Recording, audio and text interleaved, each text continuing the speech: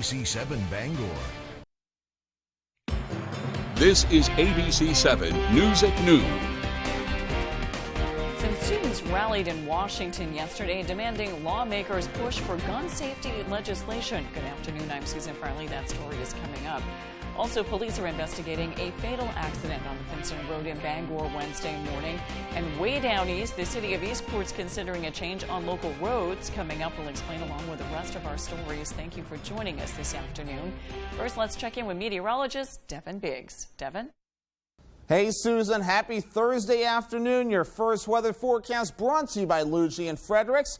Across from Eastern Maine Medical Center, serving the greater Bangor area for over 65 years. All right, we had some fog earlier this morning, reducing visibility mainly near parts of Bangor, near Rockland and Bar Harbor as well. Visibility has been improving throughout the morning into the afternoon period as well. The dense fog advisory has since been dropped, but we're holding on to small craft advisories until 8 a.m. on Friday for the southwestern parts of the state, though. East of Bangor and to the south as well, we're looking pretty good. That small craft advisory has since been dropped. But now we're watching clouds moving in from the southwest, going toward the north and east with rain moving in. So that'll be arriving during the afternoon period today. And we'll have to put up with that, though, from time to time with some heavy downpours in a few areas. With this line now will begin to move in, some areas can see up to a half an inch of rain in a few spots, maybe some locally heavy downpours as well. So we'll get this through today, though. We'll catch a little bit of a break later on time, maybe even a few breaks in the clouds as we head towards Friday morning. The winds may be getting gusty up to close to 15 miles per hour in a few areas, but calming down for a little while later on time, but still holding on to around 5 to 10 miles per hour overall with a few higher gusts not out of the question. So showers, but meanwhile, those showers and thunderstorms likely today, highs in the mid-60s, and that east wind getting out to about 5 to 10 miles per hour. Later on tonight, 51 degrees, showers and thunderstorms, then patchy fog, west wind at about 5 to 10 miles per hour. Hourly forecast for the rest of the afternoon period, plenty of rain and thunderstorms, temperatures in the 60s. Your full 5-day forecast is coming up. Susan? Thank you, Devin. Recent mass shootings have inspired some Maine students to rally, demanding lawmakers push for gun safety legislation. Sierra Jordan reports. We are here today to demand our senators do their jobs. RA, get out of our way. In wake of the elementary school mass shooting in Uvalde, Texas, gun safety groups gathered at Capitol Hill in Washington, D.C. for a 3-day gun safety rally. The rally included members of Congress, gun violence survivors, gun safety advocates, and more. Why would someone be against raising the age so that teenagers do not have AK-47? We will make history by making progress. Students Demand Action is a nationwide program of high school and college students demanding action to prevent gun violence. Group members stood shoulder to shoulder wearing bulletproof vests as congressional leaders spoke. Bangor High School student Madison Miller was among the speakers of the rally. We see shootings happen at a school and at grocery stores, and we're kind of like desensitized to the emotions. And so I feel like for me, like it's hard to process it when it's just over and over and over again. Miller says she traveled to Washington, D.C. with one other Maine student for the rally. She says she spoke to several lawmakers, including Senators Susan Collins and Angus King. I talked about how gun legislation, we need to stick with gun legislation and make it so that this doesn't happen again and the next generation of children don't have to deal with being scared to go to school. Currently has a yellow flag law. This permits police to take away guns from people who are a danger to themselves and to others. However, Miller says Maine should explore enacting a red flag law to prevent mass shootings in the future. If you can regulate like cars and stuff like that, I think there are reasonable ways to regulate gun ownership and make it more safe and more responsible. I'm Sierra Jordan reporting for ABC7 and Fox 22. In Washington, the House approved new gun regulations last night. The plan has almost no chance of passing in the Senate. ABC's Andrew Dimbert has more. Last night, 5 Republicans joined House Democrats approving a bill that would raise the minimum age for buying semi-automatic rifles and shotguns to 21 and ban large-capacity magazines as well as kits that allow people to assemble so-called ghost guns. We demand action. The House approving the regulations after powerful testimony from families of the victims of the Uvalde and Buffalo massacres. We seek a ban on assault rifles and high-capacity magazines. Lawmakers also hearing from a Uvalde pediatrician who saw firsthand the damage an AR-15 can do. 2 children whose bodies have been pulverized by bullets fired at them, decapitated, whose flesh had been ripped apart. Lucretia Hughes, whose son was shot and killed in 2016, also testified. She says cracking down on guns is not the answer. 10 more laws, 20 more laws, 1,000 more won't make what has already illegal more wrong or stop criminals from committing these crimes. She called for addressing mental health issues and improving school security, issues currently being addressed by a bipartisan group in the Senate. That group is also focusing on strengthening background checks to possibly include juvenile records and providing funding incentives for red flag laws. Meanwhile, President Biden appearing on Jimmy Kimmel overnight, saying the stalemate can only be solved in the voting booth. You got to make sure that this becomes a voting issue. It's got to be one of those issues where you decide your position on the issue, senator or candidate for House or Senate, on what we're going to do with assault weapons. Sources say the bipartisan talks in the Senate are making progress with the potential for an agreement by Friday on a framework for a deal, and talks are ongoing about funding mental health resources. Police are investigating a fatal accident that took place in Bangor Wednesday morning. Sergeant Wade Better says a man was struck by a pickup truck outside 666 Finson Road just before 7:30 a.m. The pedestrian suffered serious injuries and was taken to a local hospital for emergency medical treatment.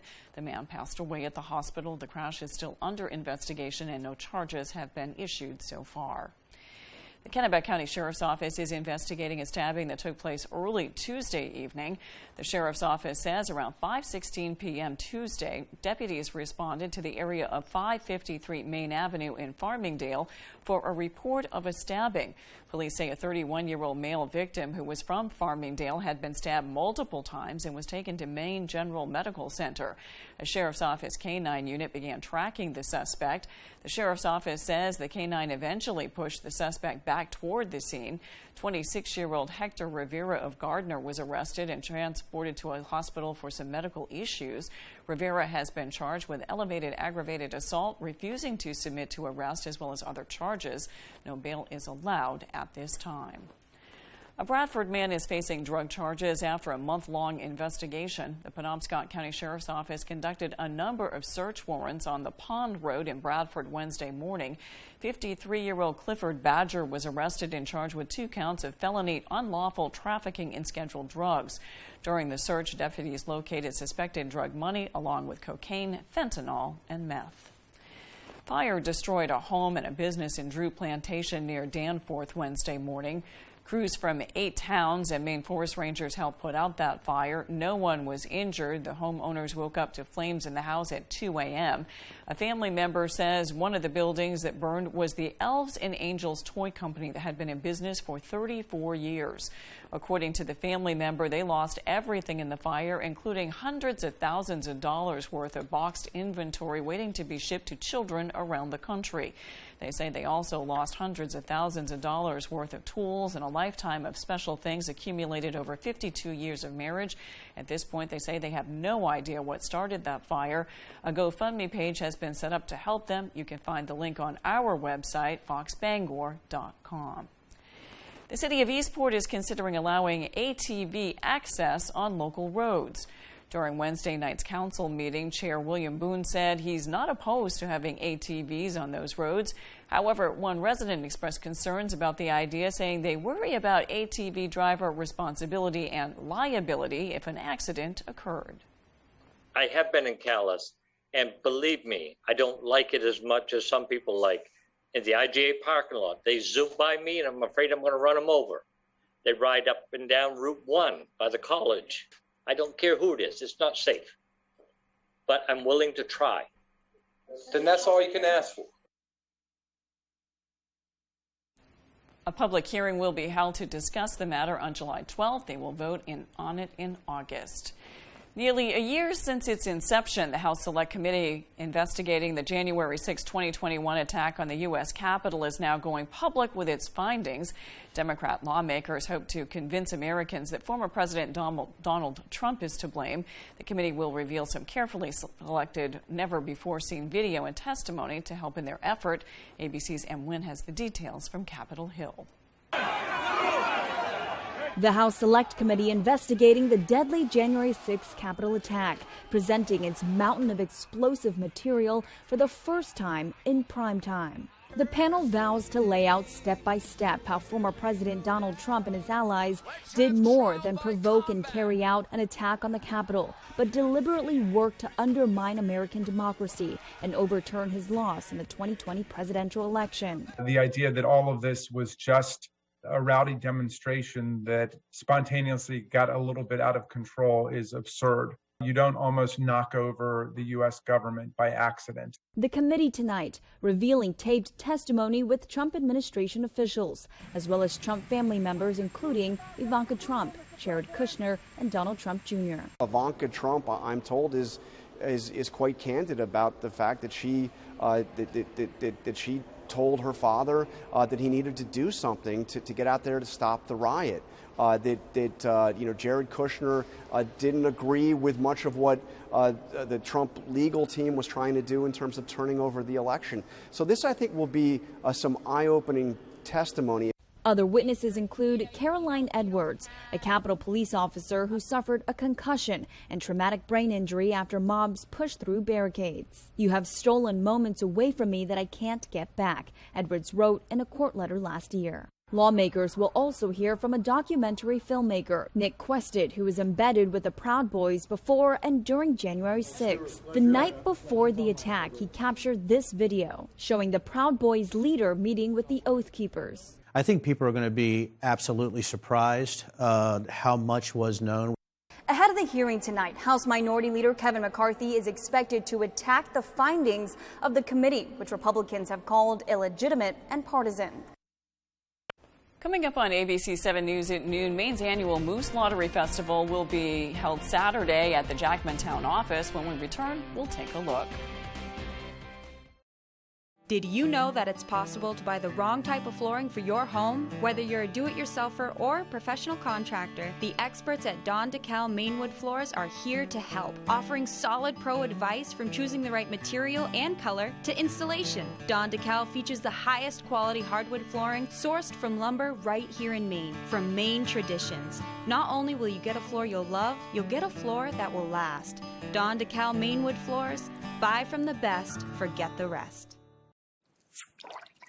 Attention Maine fishermen, we want to see your biggest catch and for you to win some great prizes. Go to foxbangor.com and click on contest and giveaway, then upload your photo for your chance to win. Sponsored by Willie's Sports Center, Mill Mall, and Ellsworth. We have everything for fishing, from trout to tuna, fly fishing, trolling, and ocean rigging. We carry fat tire e-bikes to get to remote spots and snow dog utility machines. We have all your hunting and outdoor essentials. If you've been injured and think you can't afford a lawyer, think again. There's absolutely no fee unless we win money for you. I called the twos after a big truck put me in the hospital. I never paid Lowry and Associates a penny out of my pocket. They came to the hospital, got my medical bills paid, got me $350,000. I'm Jim with Lowry and Associates. Call the twos. We win for you. If you're hurt in an accident, what do you do? Call 222-2222. Are you waking up in the morning with a sore jaw, headaches, maybe even ringing in your ears, all because you're grinding and clenching your teeth at night? That's exactly what was going on with me. I end up going to a dentist and he wants to charge over $600 for a night guard. That's when I found this, the Brooks night guard. This was a game changer. It's smaller than other night guards that I tried, which is a good thing because it doesn't make me gag. It could fit on the top or the bottom of the teeth. It's lightweight and super comfortable. Now the Brooks Night Guard redirects the bite force away from the back teeth, reducing jaw pain while still protecting the teeth. This unique design is what makes Brooks Night Guard different from all other traditional grind guards. Go to brooksnightguard.com and order yours today. Your teeth will thank you for it in the morning. Go to BruxNightGuard.com and use the promo code to activate your special TV offer. That's BruxNightGuard.com. Order today and take advantage of this special TV offer. Your teeth will thank you for it in the morning. You're watching ABC 7 Bangor.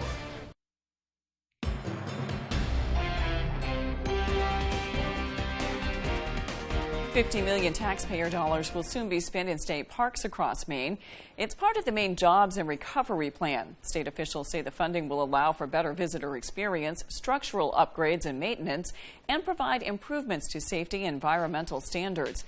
Department of Agriculture, Conservation and Forestry Commissioner Amanda Beal and Bureau of Parks and Lands Director Andy Cutco made the announcement, which they say comes after a successful 2021 tourist season. There hasn't been a lot of investment in state park infrastructure in quite some time. In fact, it's been about 15 years, and I think it was only several million dollars at that point. We know that this is going to put a huge dent in the kinds of projects that we really need to do for state parks. With the funding, the Maine Future Board has now approved more than 25 new projects, as well as other projects focused on preserving working lands. With Thursday's business news, here's Leo Jonathan.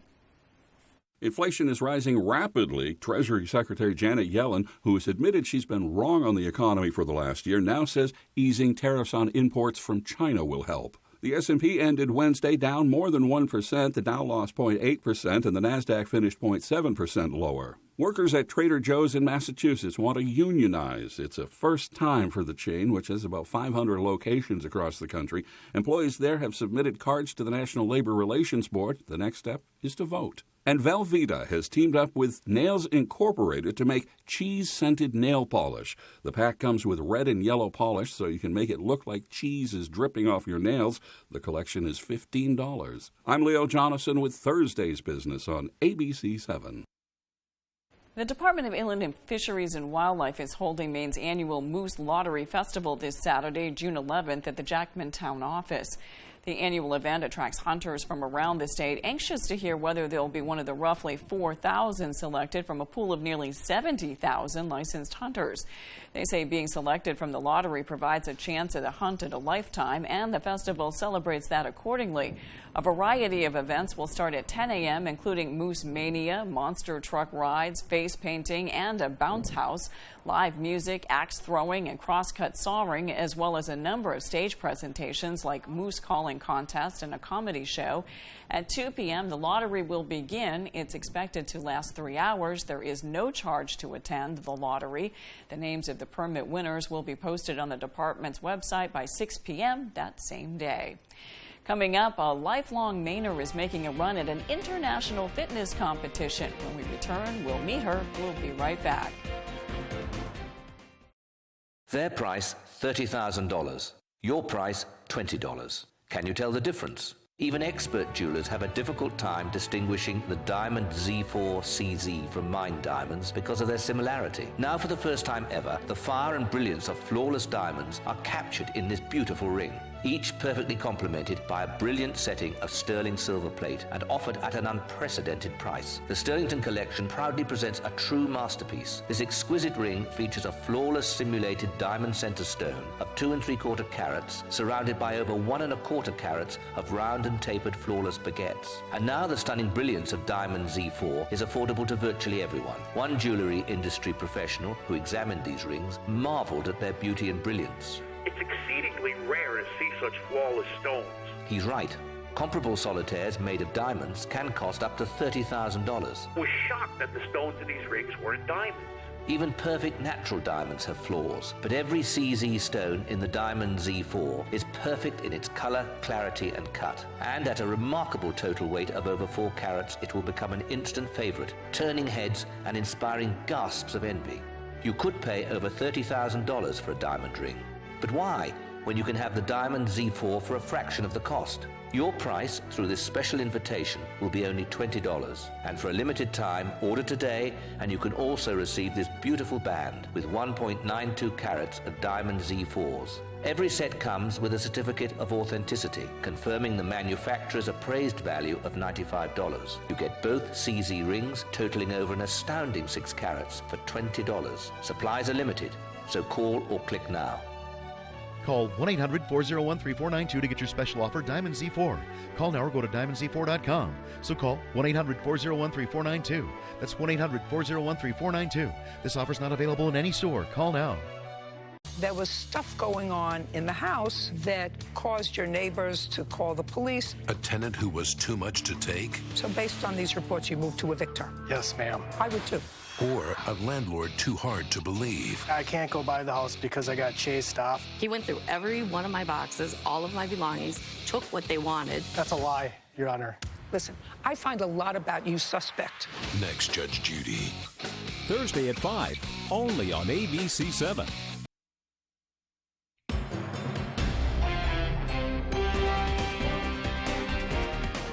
Maine is investing $230 million in suicide prevention and mental health awareness. A state report found that 154 people in Maine killed by guns in 2020, 132 of them died by suicide. That's 85% of gun deaths. According to the report, 118 of the suicides were men. The research conducted by the state's Center for Disease Control and Prevention and the Department of Health and Human Services coincides with the gun control debate that has reignited across the U.S. Contact tracing pop-ups on your phone may have become a daily annoyance, but researchers say they are effective at fighting COVID. With more, here's ABC's Em Nguyen. You may want to think twice before dismissing a COVID-19 contact tracing pop-up notification on your phone. Researchers at the CDC studied 22 states and 1 territory that used contact tracing for COVID-19. They created a mathematical algorithm and predicted that over 1 million cases of COVID were avoided due to use of contact tracing during the 2020 to 2021 COVID-19 winter surge, and 22 to 33,000 hospitalizations were avoided. Though the impact may be different in the age of vaccinations, and though we have more resources now to fight COVID-19 than we did at the start of the pandemic, doctors say contact tracing is a beneficial tool in helping to prevent COVID exposures. With this Medical Minute, I'm Em Nguyen. A lifelong Mainer is making a run at an international fitness competition and is inspiring others along the way. Jamie Rogers of Passadumkeag was recently advanced to the quarterfinal round of the Miss Health and Fitness online competition. The contest consists of individuals telling their fitness stories, including how fitness has positively influenced their life. People can vote on which stories they find most inspiring. The contestants with the most votes advances to the next round. Rogers says she's lost 130 pounds during her personal fitness journey.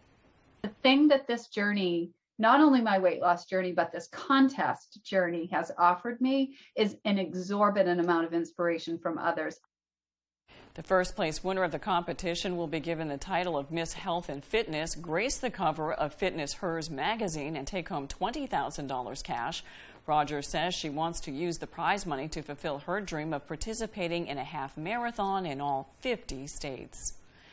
When we return, Devin Biggs has your 5-day forecast. The signs of spring are here. The sun's out for the evening commute. Whistles and clapping echo from the ball field. And the flowers bloom with warmer days on the horizon. Valley Home Services offers whole home comfort with the changing of the seasons. With a push of a button on a Fujitsu heat pump, you're ready for whatever spring brings. Humid days or cool nights, come home to comfort with Valley Home Services. Home is our middle name. The Brewer Transfer Station is privately owned, conveniently located at 198 Dirigo Drive in Brewer, and is now reopened to the public. We accept metals, appliances, tires, furniture, and more from all surrounding towns. So bring your pickup truck, truck and trailer, or dump truck and come see us. We provide roll-off containers on a temporary or permanent basis with the best service around. We also have all your landscape products from mulch, loam, gravel, sand, and stone. We have it all, and we deliver any size volume. We are veteran-owned. Call 989-4000. Nancy Pelosi, Chuck Schumer, and Elizabeth Warren, they're all attacking America's tech innovators. The left's radical liberal bill would take away the digital tools small businesses rely on, empower China to beat America in the race for new technologies, and increase the risk of cyber attacks. Why would Senate conservatives support this dangerous bill that threatens American innovation? Call Senator Susan Collins. Tell her to stand up for American jobs and America's security. If you've been injured and think you can't afford a lawyer, think again. I never paid a penny out of pocket, and they settled my case for over $165,000. Call the twos. We win for you. Ready for this catch-22? The mental health struggles you want to work on are the same reasons you're putting off therapy. You're stuck. Sondermind makes it easy to team up with the right therapist and turn stuckness into strength.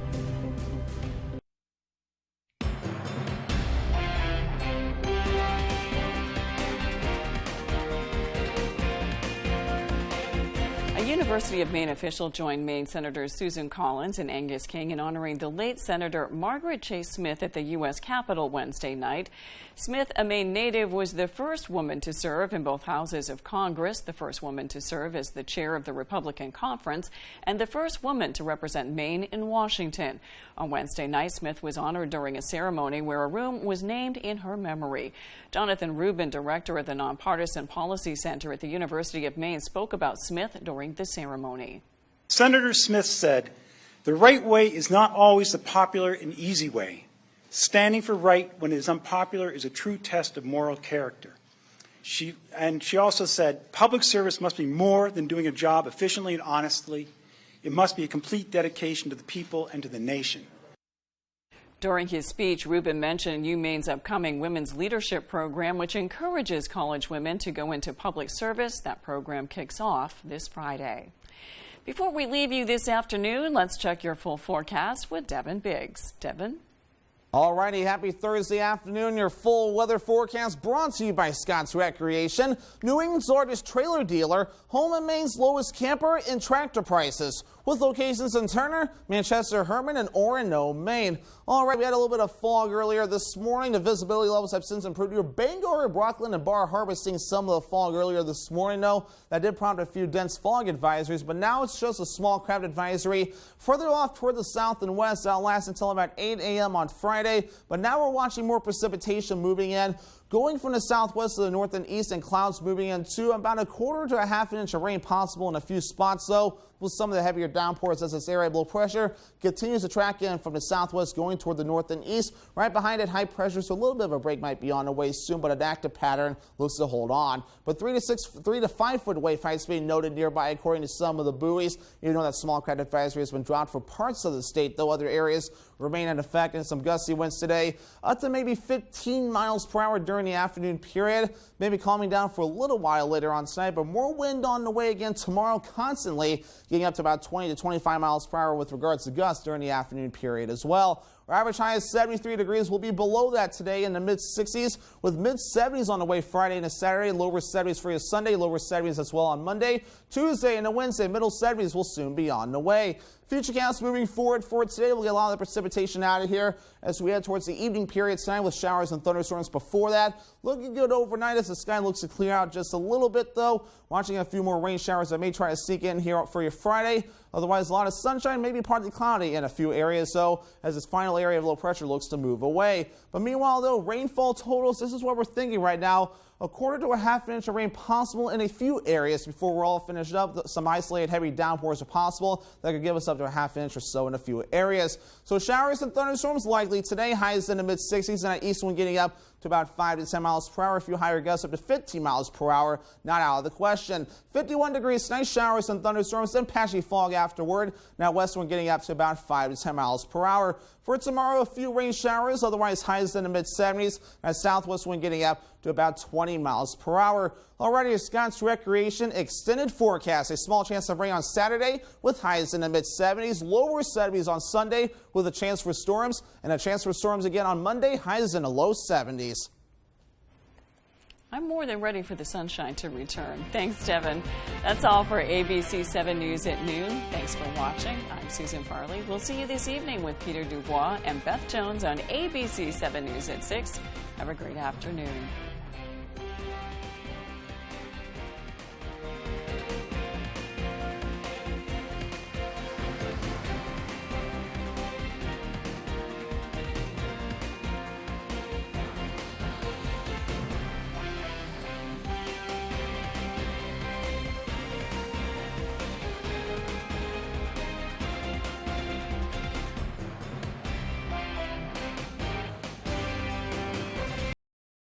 This week, Wheel has a full cast of characters. What? Yeah! With stories to tell. So you're a ghostwriter. I'm an author who writes memoirs.